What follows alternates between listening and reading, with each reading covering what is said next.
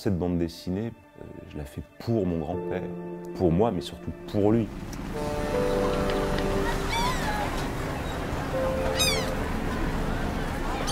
Je pense que mon grand-père serait très heureux de voir cette collection BD. Il aimait d'ailleurs lui-même alors on appelait ça les illustrés. C'était surtout un homme d'image, de théâtre, de cinéma. Le point majeur, c'est de faire la transcription de manière la plus honnête.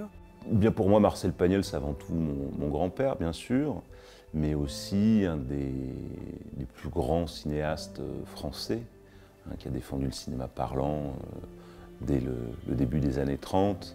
Pour avoir étudié ces textes et avoir travaillé autour des adaptations, pour moi, c'est un des plus grands dramaturges que j'ai lus. C'est-à-dire que c'est quelqu'un qui maîtrise absolument la dramaturgie, l'art des mécanismes du récit. Je pense qu'une grande partie de son succès et son grand talent est aussi là. J'ai lu ses souvenirs de jeunesse lorsque je devais avoir à peu près 8 ans, 9 ans, c'est-à-dire l'âge du petit Marcel. Il m'a propulsé dans ses collines, dans mes collines, que j'ai redécouvert forcément avec un très grand plaisir. Donc Pagnol est un auteur qui vraiment m'a marqué. Donc c'est effectivement avec un très grand plaisir et un très grand honneur que je me suis retrouvé à la tâche sur ses œuvres. Pagnol, c'est un monument, c'est un temple. Et c'est vrai que pour un éditeur, accueillir ce genre d'œuvre, c'est une forme de consécration.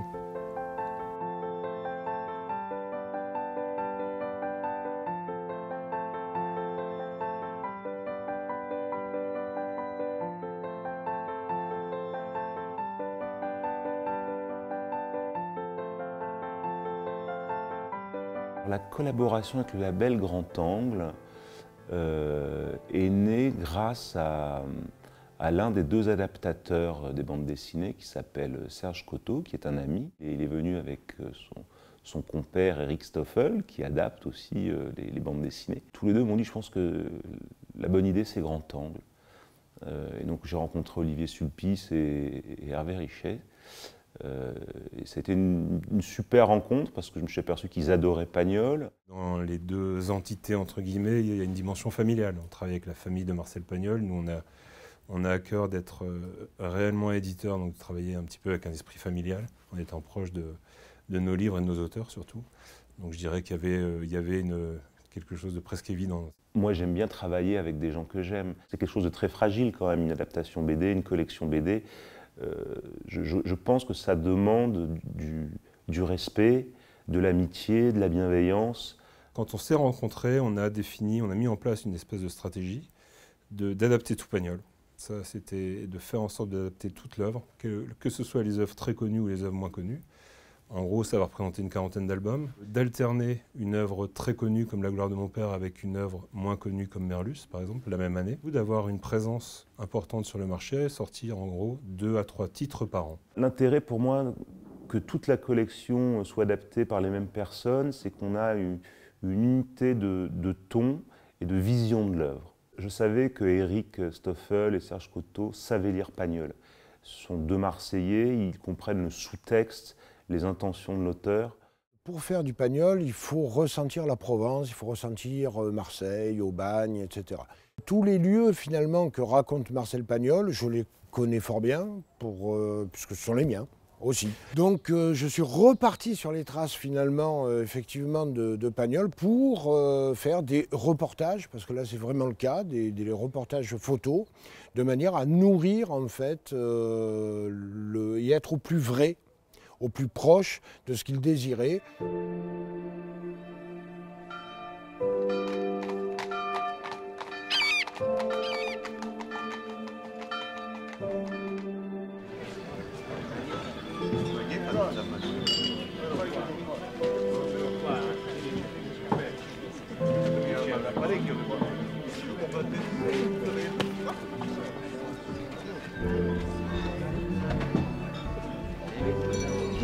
Nous voici à présent devant l'église, dont les cloches ont été offertes par Marcel Pagnol.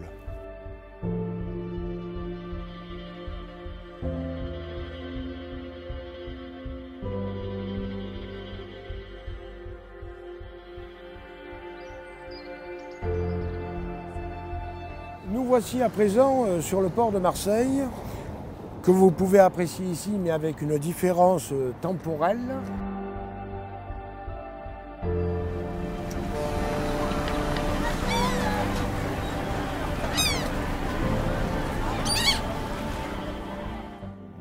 Mon rôle, c'est d'essayer de faire en sorte que les jeunes aujourd'hui lisent Pagnol.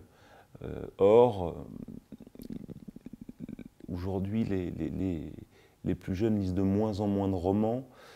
Le cinéma en noir et blanc, mais c'est un petit peu difficile pour eux. Donc il fallait que je trouve un moyen de les intéresser, et je pense que la BD est sans doute le meilleur moyen, parce que on redonne de la couleur à ces histoires. On les inscrit dans le présent, et puis c'est assez ludique. Et avec la BD, on peut aussi garder la qualité du texte. Mon rôle dans le travail d'adaptation, alors d'abord, je dirais le premier, c'est de déterminer le planning éditorial.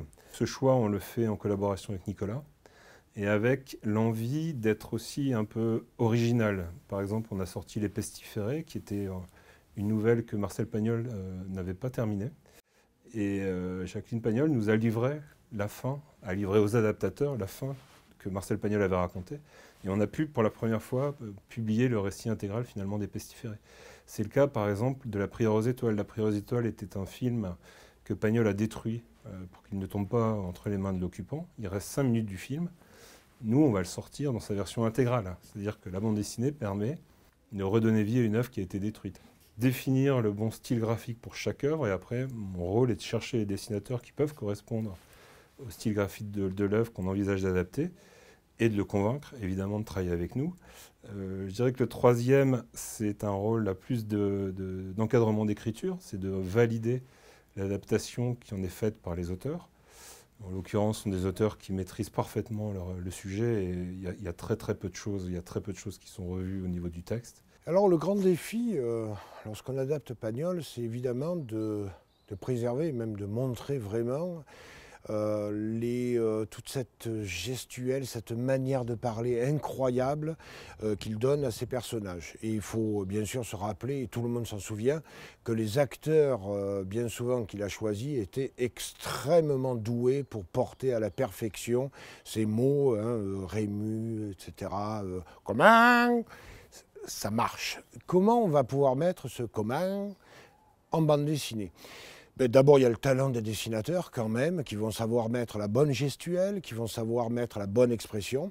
Et puis en réalité, il y a des tas de petites astuces que l'on utilise au niveau des bulles, au niveau des textes, où on va grossir les textes, les modifier, les couper, voire même leur donner en fait les blancs que vont mettre les personnages vont être réécrits de cette manière-là. Et donc il y a même une disposition des morceaux de phrases à l'intérieur d'une bulle qui va en fait rendre chantant, tout simplement, ce que disent les personnages. Le point majeur, c'est de faire la transcription de manière la plus honnête, en essayant finalement vraiment ne pas trahir l'auteur et chaque fois, essayer de garder ce qu'il voulait dire. Quand ça rentre en production, qu'on a trouvé le dessinateur, les pages dessinées, donc les dessinateurs nous remontent les pages, on les vérifie, on les lit évidemment, on s'assure de la narration, de la fluidité de ce qui est raconté, et éventuellement on fait quelques remarques. Ensuite, une fois que l'album est terminé, c'est de l'accompagner dans sa phase pré-commerciale, en présentant l'œuvre, la bande dessinée aux équipes de vente, aux libraires, et essayer de défendre le travail qui a été réalisé sur l'œuvre de Pagnol. Le dessinateur, c'est vraiment une question d'ambiance. Donc oui, le choix au tout début a été fait de changer de dessinateur en fonction des romans ou des films qu'on allait adapter. On essaie de choisir l'illustrateur qui correspond absolument à l'œuvre qu'on est en train d'adapter. Et tout de suite sur La gloire de mon père, donc, qui a été dessiné par Morgane Tanco, ça a été un très grand succès, on était très heureux. On a choisi Morgane ensemble. Quand Morgane a terminé l'album, on était tous stupéfaits. On s'est dit là, ouais, on a eu raison de travailler ensemble. Marius, on a insisté sur le côté à la fois méridional, grand sens des couleurs et grande élégance du trait, c'est Sébastien Maurice. Jazz ou Merlus, qui sont des œuvres plus sombres, on est parti sur un dessin beaucoup plus structuré, beaucoup plus réaliste, plus noir. Et puis les œuvres qui sont plus des comédies, comme le Spoons, comme Cigalon, La partie de boule, on l'a confié à un dessin qui se prête à la comédie, avec notamment Eric Hupsch. Par exemple, ressentir un port, c'est pas gagné. Il faut savoir comment ça marche. Donc là, par exemple, Sébastien Maurice est venu à Marseille, vraiment, on lui a montré des endroits emblématiques, de manière à ce qu'il puisse comprendre comment est fait le port, comment est fait la ville autour, et ressentir finalement les mêmes choses que les personnages qu'il va ensuite mettre en scène. Parfois, on a été obligé de reconstituer, comme par exemple dans le cas de la place Victor Gélu, qui elle est donc donc sur la droite du Vieux-Port et qui n'existe plus. Donc là, c'est Sébastien Maurice qui, à travers des explications qu'on lui a fournies, a reconstitué cette place en 3D pour qu'on puisse la travailler et que lui puisse la dessiner avec le brio qu'on connaît dans Marius et puis dans toute la trilogie qui arrive. Mais il y a un point qu'il faut souligner, c'est aussi l'envie. C'est-à-dire que c'est là où en réalité on va pouvoir atteindre quelque chose de un petit peu au-dessus, un petit plus. C'est lorsque le dessinateur a envie de raconter l'histoire. Ce petit côté de passion va faire que ça c'est un plus. Et ça c'est l'élément commun finalement à cette série, à cette collection. C'est l'envie d'aller raconter Pagnol. Vraiment, Grand Angle a fait un très beau travail éditorial, quoi. Ils n'ont pas lésiné sur les moyens, sur la qualité des ouvrages. L'aventure éditoriale continue. Pour l'instant, elle est planifiée sur les 4 prochaines années. Voilà, pour au final tout adapter à un horizon, je pense, d'une petite dizaine d'années. Alors oui, je pense que l'œuvre de Marcel, aujourd'hui, parle encore aux plus jeunes. Je pense même qu'elle est essentielle parce qu'elle est structurante. Les thèmes qu'il aborde sont des thèmes qui ne sont pas modernes, ils sont intemporels.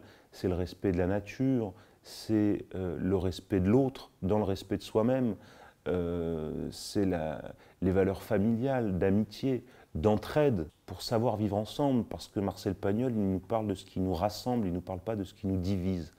Donc je crois qu'il a encore, et toujours, il aura encore dans le futur, beaucoup de choses à nous apporter.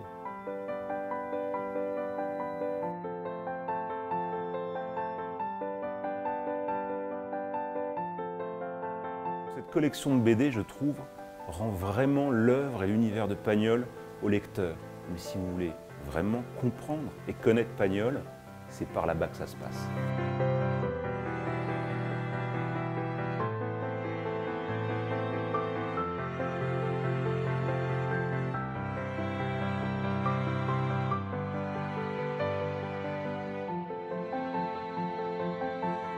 Bon, sinon, il y a encore des petits... quand même des petits trésors ici. Enfin, il y en a un en tout cas, c'est celui-ci. Ça, c'est une plume qui a appartenu à mon grand-père. Ce sont ses dernières plumes qui étaient sur son bureau.